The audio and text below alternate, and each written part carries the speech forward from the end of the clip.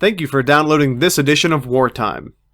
Remember, as always, Wartime is fully supported by contributions from listeners like you. For more information, please visit wartimepodcast.com.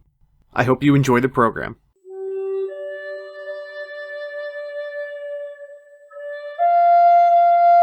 Known as the enemies to all nations, piracy flourished in the 18th century Caribbean, producing many of the buccaneers whose legendary names have gripped our imaginations to this day. Men like Blackbeard, Captain Kidd, and Bartholomew Roberts will go down in history for the undeniable role they played in shaping the outcome of empire in the 18th century. Yet piracy existed long before Blackbeard's name struck terror into the hearts of merchant seamen, and it remains a problem today. On this episode, we're discussing piracy in the Caribbean. I'm Brady Kreitzer, and this is Wartime.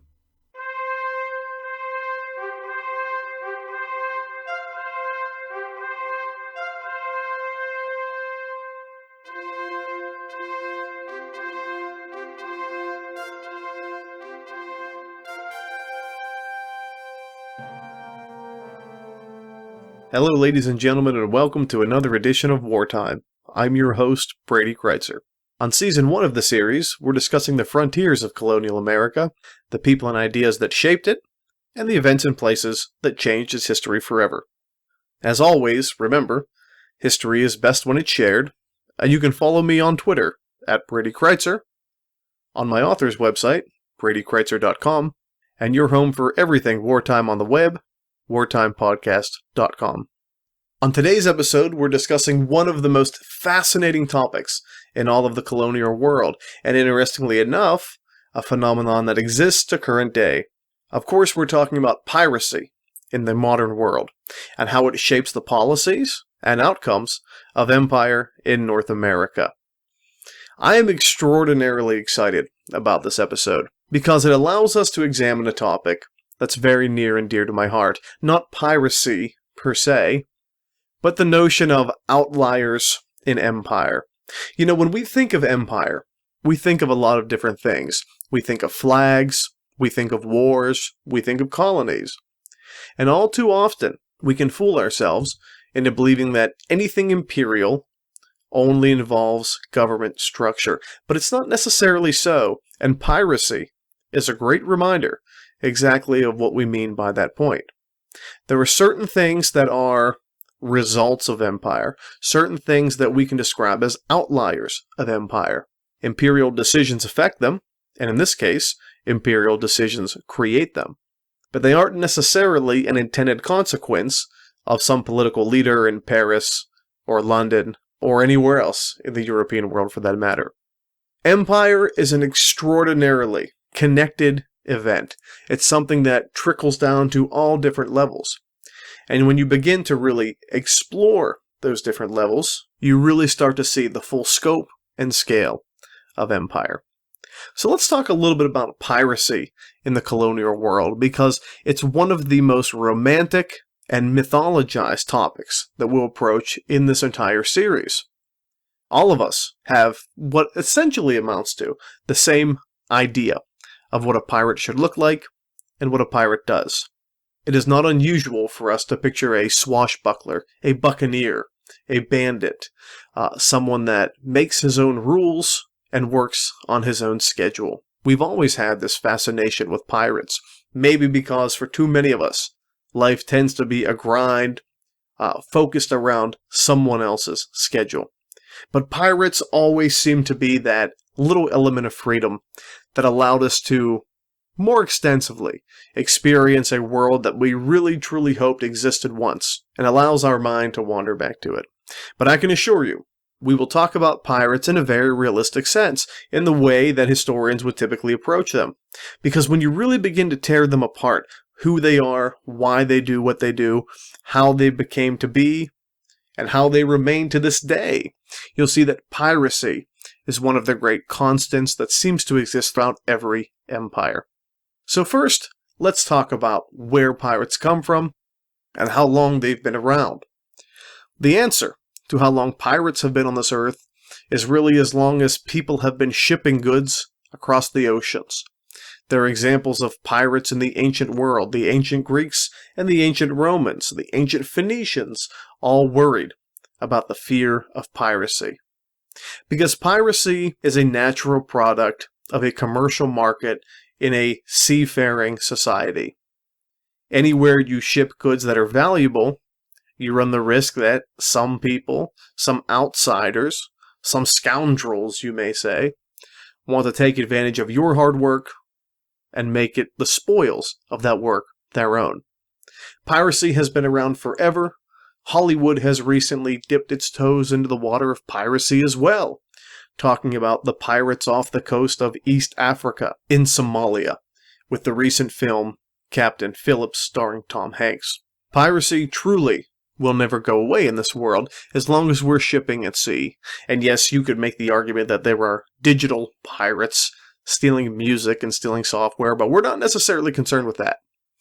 But piracy goes hand in hand with a trade-based market. That's something we have to understand. If goods are being passed back and forth, there will always be individuals looking to take it and make it their own.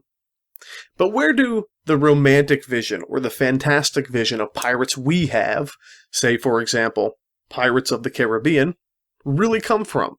Again, it gets back to our perception of the pirate. We think of the pirate as a person absent of a disciplined world, a person who makes their own schedule and enjoys the fruits of their own labor. To the victor, truly, go the spoils. But what does that really mean? Where does it come from? Well, interestingly enough, in the Caribbean world, piracy develops from a place that we least expect. Piracy develops from the exact opposite of a lot of those virtues and values we often ascribe to pirates. Believe it or not, piracy actually stems from a war. Now, what is it about the Caribbean that makes it so great or such a natural place for piracy to occur? Well, the bad news, it's really not the Caribbean that is naturally a magnet for pirates, but it's what's going on there. Recall, in the 16th century and the 17th century, who the dominant superpower in the New World is. Of course, it's Spain. And Spain is becoming the dominant superpower in the world because of what they're pulling out of the rich lands of South America and Central America. That, of course, is gold and silver. If you were to be in the Caribbean in the 18th century and the 17th century, what you would see is a constant flow of traffic coming off of the mainland of Central America and South America through the Caribbean and on its way to Europe. Now, these ships, for the most part, would be Spanish. Because of the Treaty in Tordesillas in 1506, Spain has almost exclusive rights to the Western Hemisphere, given to them by the Pope. Now, they will be constantly pulling raw materials from the New World, and there would be a regular and steady flow of ships moving east to west and west to east, either loaded with fortune or empty, waiting to harvest the natural resources of the New World. We would see the equivalent of millions of dollars per week traveling to and fro across the Atlantic Ocean. If you are a pirate, if you are a person who seeks to benefit from finding these ships, capturing these ships, and commandeering these ships, taking advantage of what's on them, you want to be in the Caribbean. It's simply where the action is. If you went to the Caribbean in 2013, you would not find piracy being a major problem. And the reason is because the economy of the Caribbean isn't necessarily based on that sort of commerce anymore. Piracy is very big off the coast of East Africa. Piracy is also very big in the Straits of Malacca in East Asia, because that's where the vast majority of the world's seafaring trade are trafficked through. In the 17th century and 18th century, the same was true of the Caribbean. So piracy doesn't really have a geographic home. It goes to where the proverbial action is.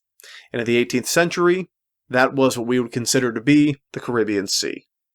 Now, where do the great emergence of pirates come from in the 17th century? Well, interestingly enough, it comes from, as I've mentioned earlier, an unlikely place. It comes from a war. What we can say about Europe in the 15th, 16th, and 17th centuries is that there is a constant struggle a push and pull for power. The politics of the day are such that empires like the British and the French and the Spanish and the Dutch are regularly competing with each other, not necessarily on the European continent, but the larger worlds that the European empires have built. That includes North America, that includes South America, and of course that includes the very rich and fertile islands of the Caribbean.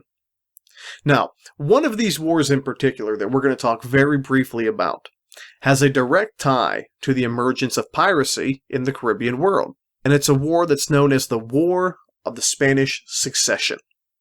In North America, it'll be known as Queen Anne's War. Now, how does this play out?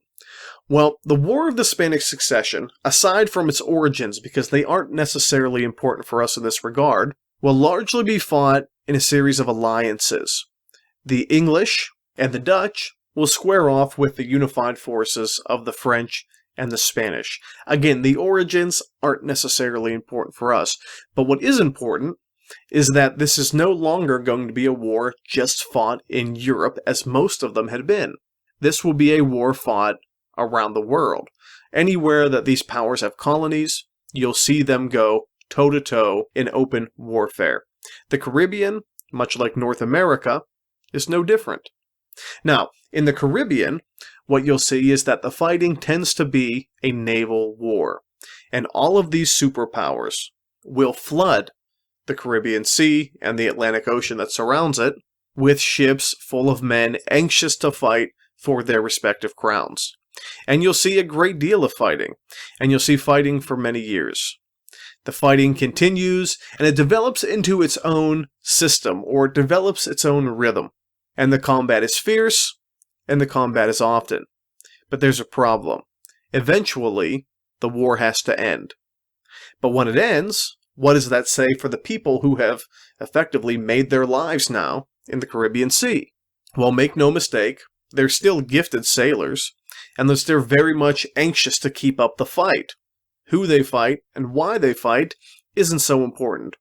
But they do have to make an income, they do have to make a living, and they do have to take care of their families if they have them back home. The end of Queen Anne's War will leave the Caribbean filled with anxious, desperate sailors with no one left to fight. The natural recourse, as we'll see, is the great age of piracy that we all know and love. But what's the precedent for piracy? Well, I like to think of it in this way. Imagine if you have a war on land. Of course, you'll have your regular soldiers fighting your opponent's regular soldiers, but we know that's not all the fighting. We know there's irregular or guerrilla or insurgent warfare throughout most major modern conflicts. They involve people who don't wear uniforms, people who don't necessarily have the same indicators in their guns or their flags that your opponent generally has. Maybe call them light infantry, but they are an effective part of any campaign.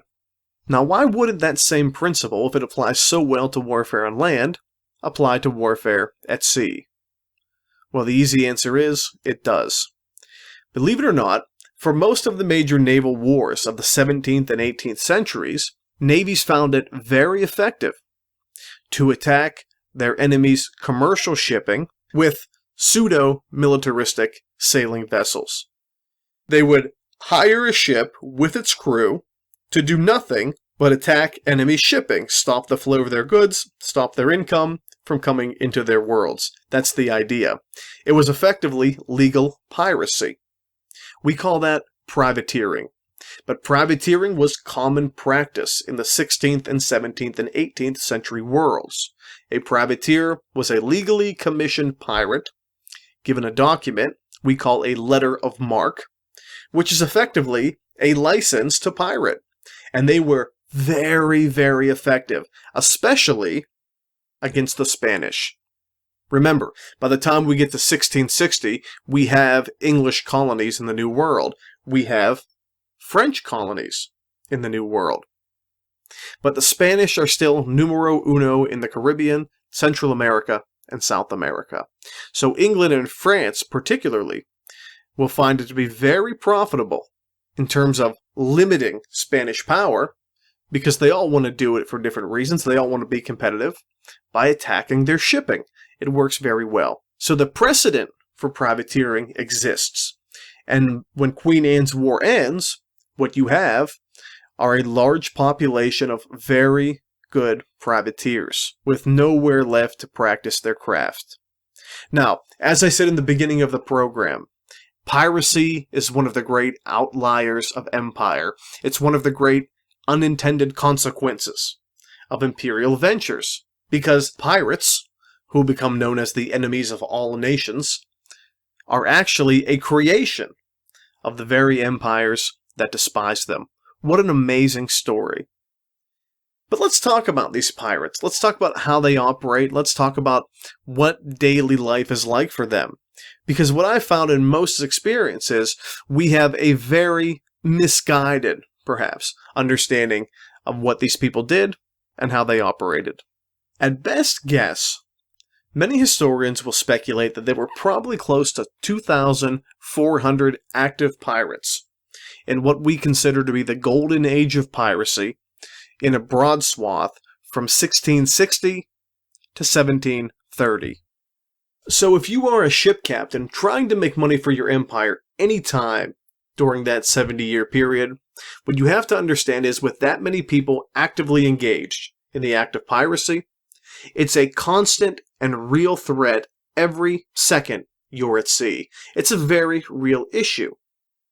And even in their own time, pirates will be, although reviled by governments, beloved by many individuals back in England, back in France, even in North America, for their, again, adventures and exploits in the New World. Pirate literature, written by famous authors like Daniel Defoe, will become highly popular. Newspapers will sell thousands of copies telling the stories of pirates in the Caribbean world.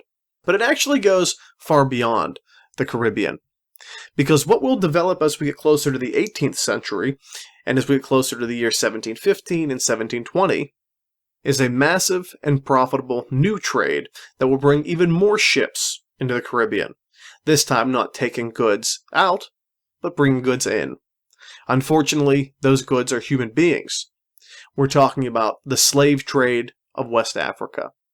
Pirates will have a very real schedule ahead of them as far as being busy and being productive, and it will include not only traversing the waters of the Caribbean, but traveling the Atlantic all the way to West Africa. It's very uncommon to find pirates in the Caribbean in the 18th century that do not jump regularly from that world to the West African world to engage in and profit from the slave trade. Now, they aren't necessarily trading in slaves themselves, but they are seeking to benefit from the rich other supplies of goods moving back and forth. It's actually a highly complicated system, but it's a system that's well understood in its own time. So, how does one become a pirate? Well, pirate life is a difficult one. And we have to understand something very clearly about these people.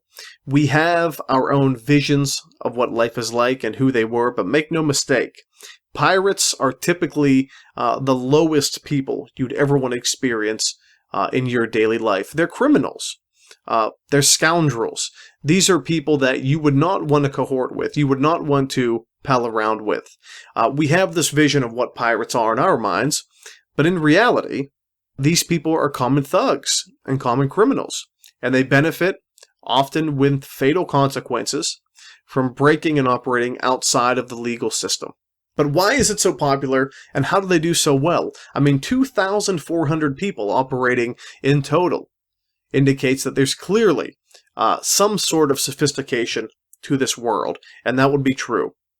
Life on a pirate ship, although there is a captain, is in many cases what some believe to be the only real true democracy in the world before 1776. A pirate ship is typically a collection of people that make all decisions as a group. Yes, there's a captain, but he's voted on by that group.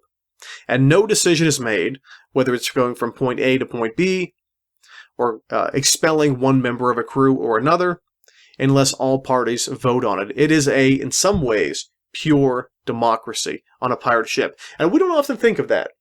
And that's something that is worth some further investigation, because the democratic virtue and the democratic value clearly becomes a major part of the American story.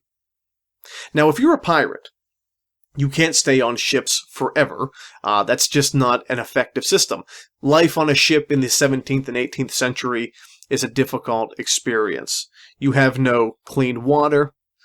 Food does not last very long. So you want to strike your prey as quickly as possible. But even if you pillage and plunder and even adopt some members of that crew into your ships, even sometimes, if it's a bigger and better ship, commandeering the ship as your new vessel, where do you spend it? You can't pull into an American port like New Orleans, Charleston, and say, I'm a pirate, and I'd like to spend this money that I've gathered breaking the law. You can't do that. Well, we have developed what we call pirate havens in the time. And these are truly and sincerely the wretched hives of scum and villainy in the region. There are cities like Port Royal in Jamaica, cities like Nassau in the Bahamas, cities like Tortuga on Hispaniola, today Haiti and the Dominican Republic, that become noted as being the hives, so to speak, of these pirate clans. It's where they spend their money, they drink, they carouse, they purchase affections from women who live there. It's truly the pirate's life. And these places will have very big reputations to live up to. For example, in the 17th century, Port Royal, Jamaica, is one of the largest cities in the entire English world, second only to London. Think of that. In the entire world, second only to London. And it's a pirate haven. Interestingly enough, Port Royal will be wiped off the face of the earth by a massive earthquake. It'll be completely destroyed, and to this day, rests at the bottom of the sea. Back home in England, those who scorn piracy refer to this as God's wrath or God's revenge, the modern Sodom and Gomorrah, removed from the face of the earth. It's a very compelling drama, but that's pirate life. And we don't want to embellish this story too much. We don't want to make it a fantastic adventure, because it really is not. There is no time from 1600 to really 1850, in some cases, that pirates are ever considered to be an asset by these empires. If they are privateers in a time of war, they are a huge asset, an almost incalculable asset. But if they are operating outside the scope of royal authority, it is clear across the board, regardless of what empire you're dealing with, these people are a problem that need to be removed. But individuals among the populace will become larger than life because of their exploits as pirates, and we know those names today. People like Bartholomew Roberts, people like Henry Morgan, Captain Morgan, people like Edward Teach, otherwise known as Blackbeard. These men, these names, will go down in history because of their exploits, imagine this, as the criminal element of the day.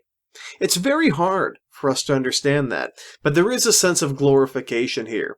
There is an admiration among the populace that these people exist outside the reach of authority, and then outside of the boring drone of everyday life, whether it be in England, Charleston, or Paris.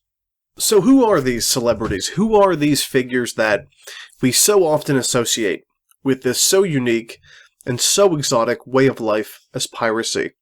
Well, I think no single individual better embodies the story of piracy than Edward Teach, otherwise known as Blackbeard.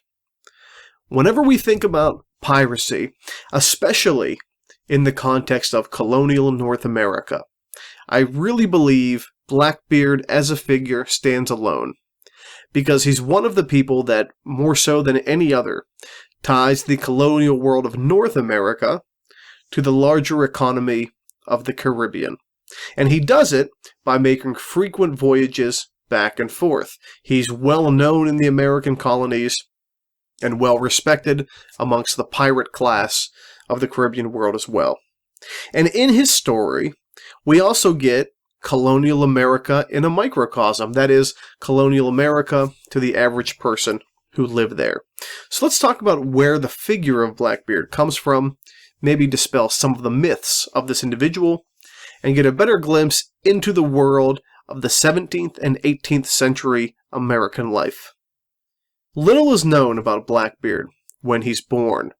It's very likely he's born in England. It's very likely he's initially drawn to the Caribbean by Queen Anne's War. But none of that is verifiable, because the paper trail, as we call it, is very much a cold one in this regard. When we consider where Blackbeard was likely to come from, most experts will say he's born in Bristol, in England. And why they choose Bristol is because A, it is the second largest city in England, but also, more importantly, it's an emerging place of trade and seafaring commerce in the 17th century. Now, there is a lot of dispute over what his name actually is. Some will call him Edward Thatch, others will call him Edward Teach. The most common understanding of who he is Edward Teach. But if he's from Bristol, if he's from that world, we have a very good sense of who he is and how he envisions life at the time. There's a few things about him that we find interesting. Number one, it's very clear, based on the fact that his body, when he dies, is found with a letter addressed to him, that Blackbeard is literate. And that's highly unusual, because you're dealing with a time without a real sense of public education and a real value in the average person being literate. If you are literate, it means you're probably from a prominent family and prominent household of some kind. So he's an interesting figure. He is not an outcast from English society. That's very important. He's not a product of some criminal underbelly of the larger English world. He's very much a product of what the average English person, maybe even a little more affluent than that, would know in the time period. Now, we don't know how he gets to the Caribbean. Again, if we want to use him as reflective of other pirates of the time period, we'll say perhaps something like Queen Anne's War. But when he gets to the Caribbean, the cold that was initially very cold becomes very hot. When we first see Blackbeard, we see him as where all pirates would begin, a lower class or lower ranked member of a pirate vessel. The man who's in command of this vessel is named Captain Benjamin Hornigold. And Benjamin Hornigold is what we would consider to be, even though his name is largely unknown in average American popular culture, to be a highly successful captain. He's got 3 ships, he's got a large crew, he has a reputation, and he is successful. Blackbeard may not work with him closely, but his earliest experiences at sea as a pirate are very much built into these early experiences with Benjamin Hornigold. He'll use the base of New Providence as a temporary home, as many people in the pirate class would do at the time, and he'll be part of many successful raids on many different vessels at the time. Benjamin Hornigold eventually will retire. He'll lead some of his men to a man named Stede Bonnet, and it's at this point that we really see Blackbeard truly emerge as a major leader in the time in the Caribbean world. He's not only learning as he goes, but he's climbing the social ladder. And he becomes a well-known figure at all of the major ports of the time period. Now, it's important we understand that the Spanish have ports all along Central America and South American coastlines. Places like Cartagena and Colombia, places like Portobello, places like the Mosquito Coast in Nicaragua. All are major ports and always targets for pirate vessels. But we also have to consider the threat that exists in North American ports, places like New Orleans, places like Charleston, and even sometimes as far north as places like Boston will have pirates emerging from the sea from time to time, perhaps partaking in some of the activities of the city, but always very secretly. Pirates are not going to be welcome on shore in most places. They are criminals. They are, as we said, the enemies of all nations. And if you were caught as a pirate, you were punished in a very brutal and very public way. It is not uncommon to travel into a major American port or even back in London itself and see the rotting carcass of an accused and executed pirate dangling from the bridge and dangling from various ramparts in the city to send a very clear message. Piracy will not be tolerated. It's a hard life. Very much what we would consider a live by the sword, die by the sword scenario. Again, we must stress, Blackbeard's life is full of holes for the historian, but it might be that makes him such a compelling figure. At any rate, Blackbeard will continue to climb through the ranks, and he will eventually gain control of his own ship and his own pirate crew. And he learns very quickly that piracy is a world that exists outside of the law, and in order to be successful, you have to break a number of rules along the way. Now, one of my favorite heists, you can say, of all of Blackbeard's, will occur in November of 1717. During that time, Blackbeard's ship comes across a French vessel known as La Concorde, or the Concorde, we'll say, that's doing what ships of that stature would be doing on a regular basis, trading goods to and from various locations in the Caribbean islands, hoping to benefit her respective empire. But La Concorde was a much bigger vessel than anything Blackbeard had, and to capture it was very routine for a pirate in the day. Here's typically how it went down. Pirate vessels generally had a number of different national flags on their ships. They would fly any number of them at any given time, but one of the tactics they gravitated to the most was this. Let's say they're encountering a French vessel. They'll raise the flag of France that will allow them to get very close to the vessel with very little fear of piracy. As they do get closer, and typically close enough to strike, that flag will go down, and the individual pirate captain's flag will be risen. This is known as the Jolly Roger, and where that comes from is the corruption of a French term. The French initially called this flag the Joli Rouge, that is the playful red. But the English couldn't handle that exact pronunciation, so they made the Joli Rouge the Jolly Roger. And that's what stuck, and Blackbeard's is very intimidating. Piracy, to be successful, is all about intimidation.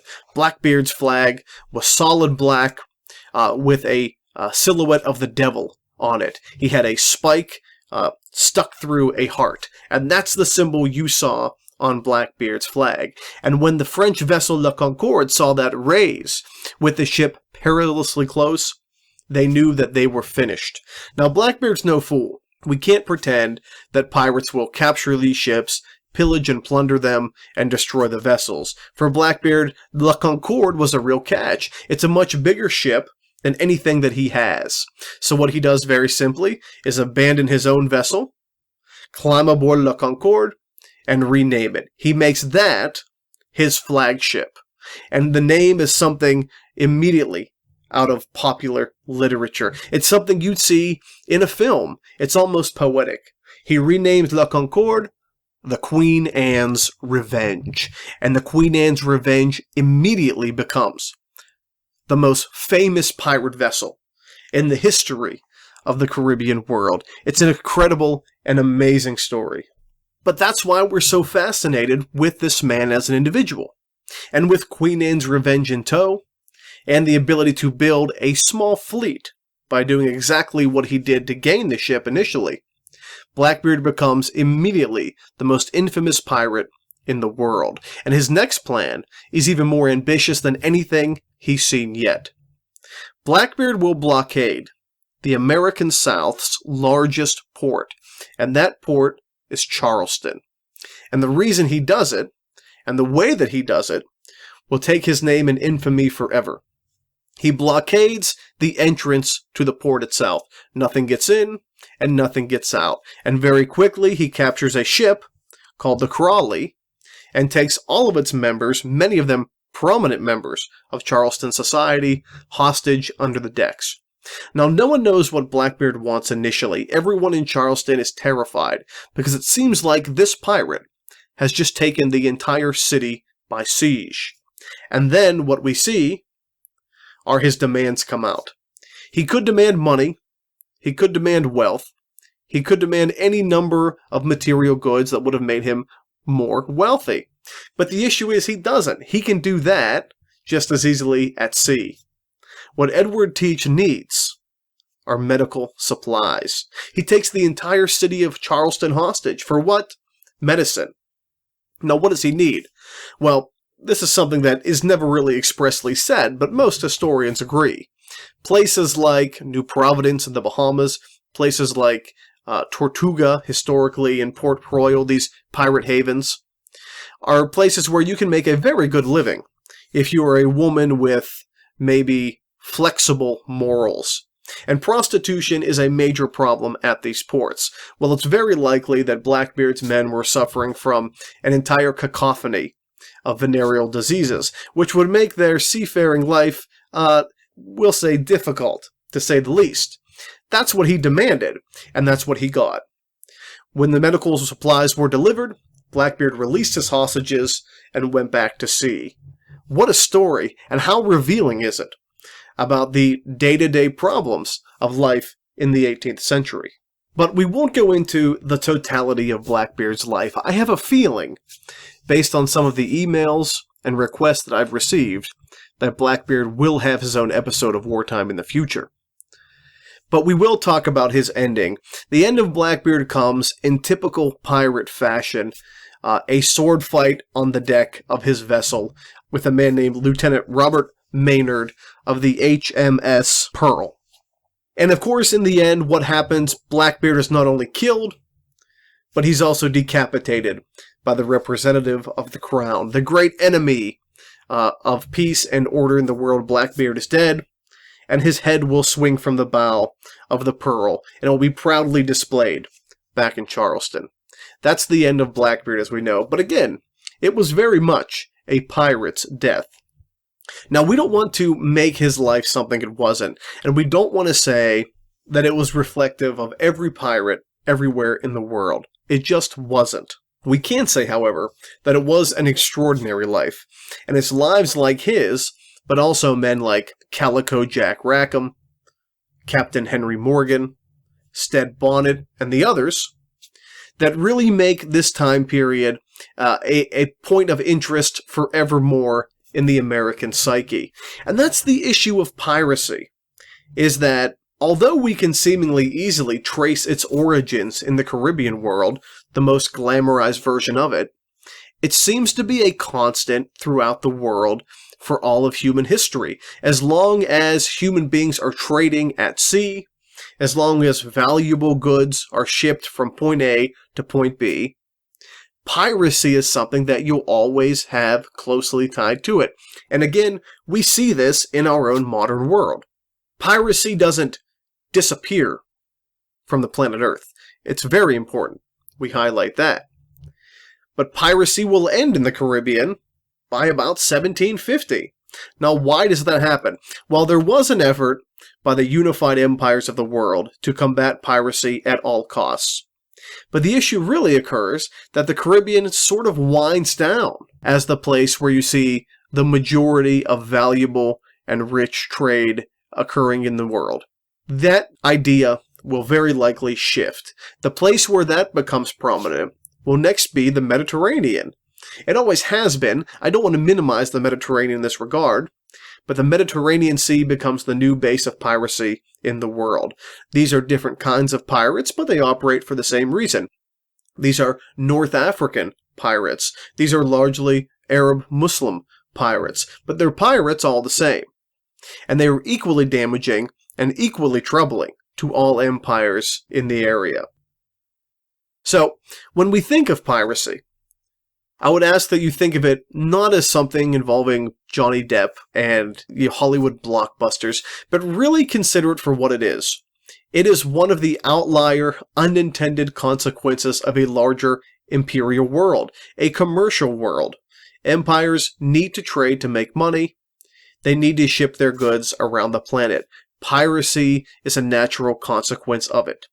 But we can't make this out to be a romantic life or a fantastic life or an adventurous life. Maybe in some cases, piracy did involve those things. But these people are modern criminals. They are the criminal elements of the world. People that most of us, if we're lucky, never see. But make no mistake, the thing that drives it, the motivation behind it, is greed, it's fear, it's desperation. Again, these are criminals. And the study of the criminal mind indicates that as long as there's human beings, there will be criminal behavior. Thank you for joining us. I'm Brady Kreitzer, and this is Wartime.